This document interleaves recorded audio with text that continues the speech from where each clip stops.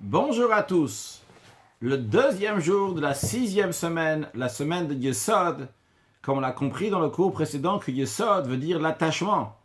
Et on a compris dans le cours précédent que Chesed Shebe Yesod, la bonté qui est dans l'attachement, c'est-à-dire l'amour qui découle de l'attachement.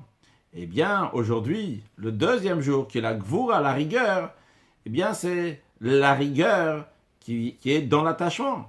La rigueur, c'est la mida elle-même, l'attribut en lui-même. Et comment s'exprime cette mida, cet attribut, c'est par la crainte ou bien par la haine. Eh bien, en l'occurrence ici, c'est justement la haine, entre guillemets, en tout ce qui concerne des choses qui peuvent empêcher l'attachement. Lorsqu'un juif vient s'attacher à Dieu, eh bien, il peut y avoir toutes sortes de questions qui vont venir. Des fois, pourquoi tu t'attaches à Dieu de manière tout à fait irrationnelle? En effet, notre lien avec Dieu est de manière irrationnelle. Dès notre naissance, à 8 jours, un garçon, il fait la circoncision. Et d'ailleurs, les filles qui ne font pas la circoncision, le Talmud dit, qui sont déjà considérées circoncises, c'est-à-dire que dans le plan spirituel, bride, qui veut dire une alliance, l'alliance avec Dieu, elle existe déjà. Une alliance, quelque chose qui est irrationnel, qui est au-delà de la compréhension. Comment, à 8 jours, déjà, tu vas circoncire l'enfant, tu vas faire une alliance avec Dieu. Attends, 13 ans, tu vas comprendre. Laisse-lui le choix. Lorsqu'il va être plus grand, à ce moment-là, il fera son choix lui-même.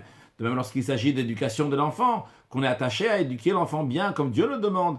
Et quelqu'un peut dire, bon, pourquoi il y a besoin de l'éduquer maintenant et comme ça? Attends, un peu plus tard, lorsqu'il sera grand, il va faire son choix. Mais c'est trop fanatique de l'attacher comme ça dès son jeune enfance. D'ailleurs, c'est intéressant, pourquoi les gens ne se demandent pas la question lorsqu'il s'agit de manger, de boire, de dormir, de faire ses besoins, de faire la douche, faire le bain. Attends, quand il sera plus grand, tu verras s'il veut le faire ou pas. Bon, en tous les cas, il peut y avoir toutes sortes d'empêchements qui vont venir. Et la personne qui a la rigueur, qui a cette force de repousser cet empêchement-là, eh bien, c'est justement, vu qu'il a si grand attachement envers Dieu, eh bien, il repousse les choses qui peuvent arrêter cet attachement avec Dieu. D'ailleurs, cette notion-là est aussi un questionnement qu'il peut y avoir dans le juif en général. On arrive bientôt à Shavuot. On sait que les préparations à Shavuot, le jour du don de la Torah, c'était lorsque Dieu a proposé la Torah au peuple juif. Le peuple juif n'a pas donné des conditions. Le peuple juif a dit « Naaseh v'nishma ». Il a dit « on va faire et on va comprendre ». C'est-à-dire que la première des choses, c'est qu'on va faire.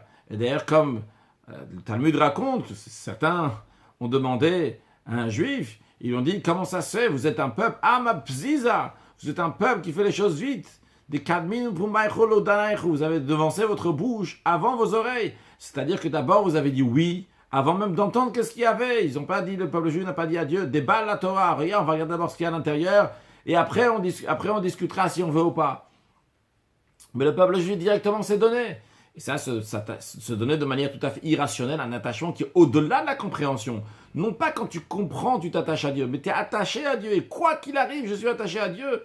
Eh bien, ça dérange certains, tu n'es pas rationnel. Mais lorsqu'il y a la gvoura, la rigueur, eh bien, on repousse ça. Et en vérité, ça découle de l'attachement à Dieu. Vu que l'attachement il est si grand, eh bien, c'est la raison pour laquelle on repousse ces sortes de questions qu'il peut y avoir.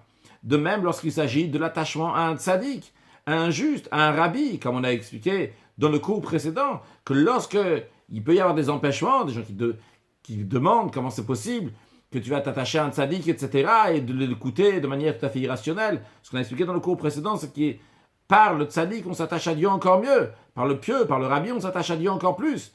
Mais des gens peuvent demander, mais comment tu peux, les yeux fermés comme ça, avoir une confiance totale, un attachement si fort, et dire exactement ce que le rabbi te dit? Et comment tu as la force d'être attaché tellement au rabbi, de répéter mot à mot ce que le rabbi dit? Par exemple, on est la dernière génération de l'exil, la première génération de la délivrance, et que le rabbi a dit par prophétie que Mashiach elle arrive. Comment tu peux avoir un si grand attachement? Sois rationnel, regarde dans les époques précédentes, regarde ce qui s'est passé ici, regarde ce qui s'est passé là-bas. Toutes sortes de questions pour enlever cet attachement. Ou bien tout simplement dire, bon, un rabbi, c'est un pieux, c'est un juste, en effet, il est là pour nous enseigner, c'est un grand savant. Bon, mais de là à dire que c'est un homme divin, un homme qui est au-delà de la compréhension, là, de notre compréhension, qu'on va s'attacher comme ça du calme, doucement. Eh bien, justement, lorsque l'attachement il est suffisamment fort, eh bien, il amène qu'il y a le gvura shebe yesod, cette rigueur, cette force, cette discipline qui fait que quoi qu'il arrive, on reste attaché fortement au tzaddik de la génération. Donc ça, c'est l'idée générale de Gvura Shebeyesod, donc la rigueur, la crainte, la force qui est là pour repousser toutes choses qui peuvent empêcher l'attachement. Ça, c'est dans le Ben Adam Lamakom entre un homme et Dieu. Voyons sous un autre aspect le Ben Adam Lachaver entre un homme et son ami. Il y a l'attachement avec des amis, les attachements avec les gens qui sont autour de nous. Et bien, de temps en temps, c'est bien de regarder comment se passe cet attachement. Est-ce que cet attachement, il est peut-être exagéré? Ou peut-être il n'est pas assez? C'est-à-dire discipliner cet attachement.